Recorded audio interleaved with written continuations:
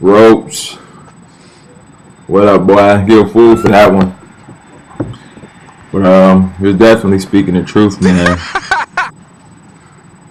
You know, we the sheeple of the United States of America. Yeah, you touched on some shit that I think that I talked about. I had a video way back called The Establishment. And it talked about a lot of things that you discussed in the New Real Talk series, man. And it's so evident, bro. I think when money was initially introduced, it was a way to make things a little more convenient and organized. But somebody or some peoples realized that they could capitalize off of that and create a monopoly. Somehow, some way throughout the years that people have been conditioned to make their whole focal point money. And if I can control money, or if someone can control money and make people want the money, then in essence, they control you. If our whole lives are consumed with the ability or non-ability to make money, then we basically worship money. And the people that can control the money control the people. And I mean, you can relate it to so many different things. Basketball, for instance, baseball, boxing. Just since this is a boxing channel primarily, let's just use boxing. You got the casinos of the world who, no matter what, believe that unequivocally, unarguably, that Floyd Mayweather is the best boxer in the in the universe, and he and many others are entitled to that opinion. But because Floyd Mayweather is thrown into the limelight almost for the sheeple to follow him, that there are a lot of people made to believe in that theory, just as is there are made, some of us were allowed to believe that Canelo Alvarez presents the greatest challenge to Floyd Mayweather. And I don't even understand how. I mean, even when you just think about Canelo Alvarez's record, his resume, he doesn't have as my nigga 78 Fighting would say, he doesn't have a K9 bum ass Bundrich on there. He doesn't have Alfredo Angulo. He doesn't have a James Kirkland on his resume. He doesn't have a Gabriel Rosado on his resume, a Miguel Cotto on his resume. He doesn't have a Eslandi Lara on his resume. Fucking Carlos Molina on his resume. But somehow, some way, we think that he poses the biggest challenge, skill-wise, to Floyd Mayweather Jr. It's unbelievable. Unfucking believable. Unbelievable. Unbelievable. And I don't want to shit on this fight. I mean, I'm going to watch it, of course. I'm a boxing fan. But I have little to no doubt that this fight will be almost as easy as the Robert Guerrero fight was for Floyd Mayweather. But somehow, some way, Oscar De La Hoya and his folks, they were able to put some shit together to make the people believe some shit that pretty much has no evidence, you know what I'm saying, to being the fucking truth. And that shit happens in many aspects of our lives. You know, like Ropes touched on some shit that you see with your own eyes. They tell you that ain't really what you seen. You know what I'm saying? The news ain't news no more. Just like reality shows. How my man Joe Budden say reality TV ain't reality no more. You know, like it's some bullshit. It's like it's a show of actors made to act, kind of without a written out script. You know what I'm saying? It's just unbelievable, man. And he's right.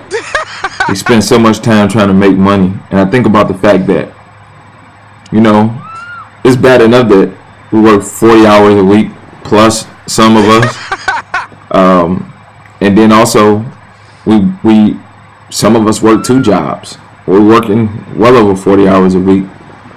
How in the fuck could you spend time or raise a family if you spend so much time at work?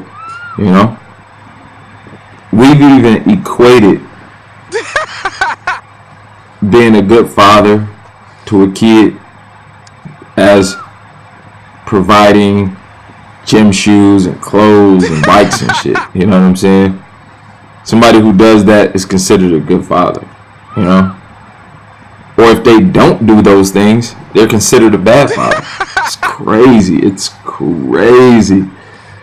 I think about this shit all the time, man. You know, and it's crazy. You know, I'm glad Rose brought it up. You know, I don't want to be the, you know, that guy necessarily, but I definitely don't mind touching on this subject. You know, I mean, I'm sure that this series can go on for a long time.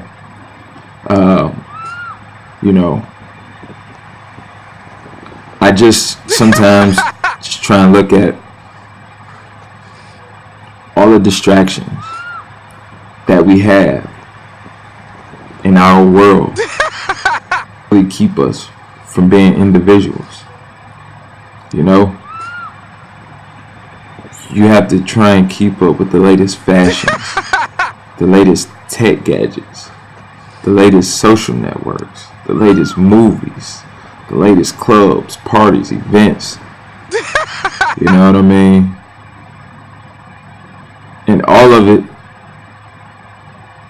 is some way directly revolving around someone's ability to make money and get your money from you.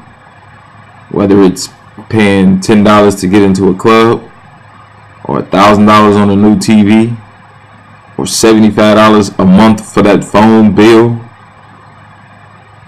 $10 for 2 fucking gallons of milk, gas. But in our minds, we have to have all of these things. You know, you don't want people to look at you funny because they come over your house and you don't have the internet, or you don't have a flat screen TV, or you got some old ass flip phone. So it's ingrained in our minds that we have to have these things. We gotta have them. We'll die without these gadgets and products and latest shoes and shit. And it's so bad now that people are like, they're almost not reading, like, books and newspapers are almost obsolete. Everything will be like internet based. You read on your phone or your iPad or tablet or whatever. That'll give more room for manipulating the masses. It'll be easier to manipulate people when you can give them propaganda that they have access to 24 hours a day, 7 days a week, 365 days a year. It's become even easier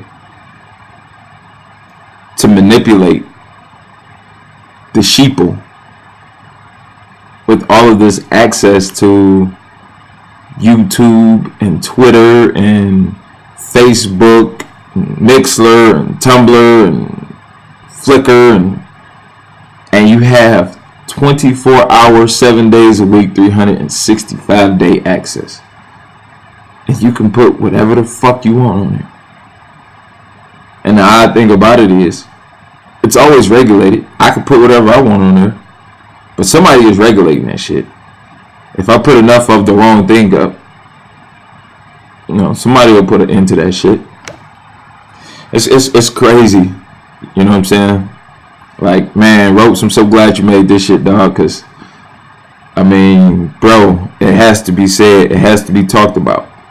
It has to be put out there. You know, if we the sheeple don't begin to open up and realize that we are being manipulated, you know, the propaganda is something else. One other thing I wanted to touch on. The fact that people glorify money so much that, for instance, A-Rod was always a good ass player in baseball, but he didn't really become A-Rod until he got that big stupid ass contract. Did Floyd Mayweather get better as a fighter when he got his first $30 million check? Did he become a better fighter? Or did we just pay more attention to him at that point?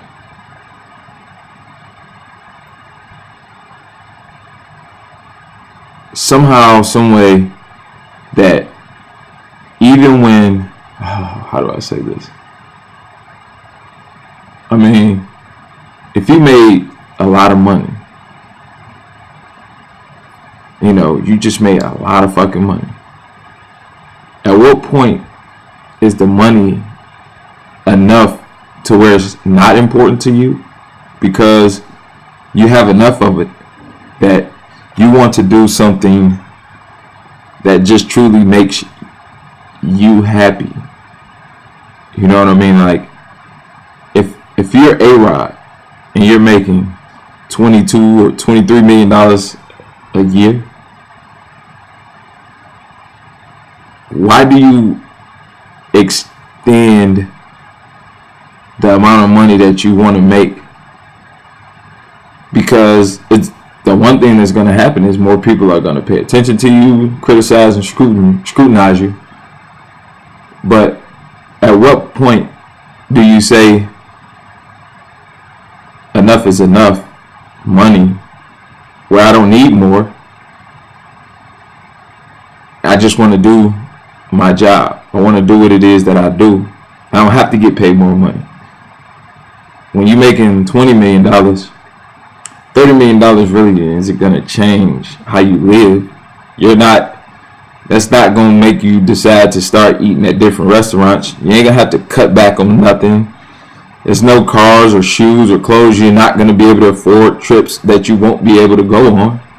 So why do people still need to increase money? They still need to have more when they have so much of it already. Is it that the whole world is gone greedy? You know, at what point, how much money would any of you need to just live comfortable? You know what I mean? Like, when I say comfortable, where you feel like you have all of your needs and the mass majority of everything that you want comfortably. You know, how much money would you have to make? $1 million? $5 million? 100,000? 150,000? How much would be enough just for you to be really comfortable? You know? And everybody has a different level of comfort. You know, somebody's comfort level may be, you know, a nice house and a new car. Somebody else's comfort level might be, you know, a nice ass house for myself, a nice ass house for my mama, and a nice ass house for my daddy. You know, maybe that's somebody else's comfort level. And so I understand that everybody's comfort level will be different, but when is enough though? You know? And is that same ideology that is put out there by guys like Alex Rodriguez or fucking Oscar De La Hoya or fucking, you know, Kobe Bryant, that no matter how much money we get, we're always going to need more money? Is that part of taming the sheeple, programming the sheeple, to say that no matter how much you get, You always need more, you know. But I don't know, man. I'm gonna end this here, man. And I can't wait to hear what some of y'all other guys got to say, man. I'm really excited that the Real Talk series is back. You know what I'm saying? It's your boy Rollo Jenkins. Holla at your boy.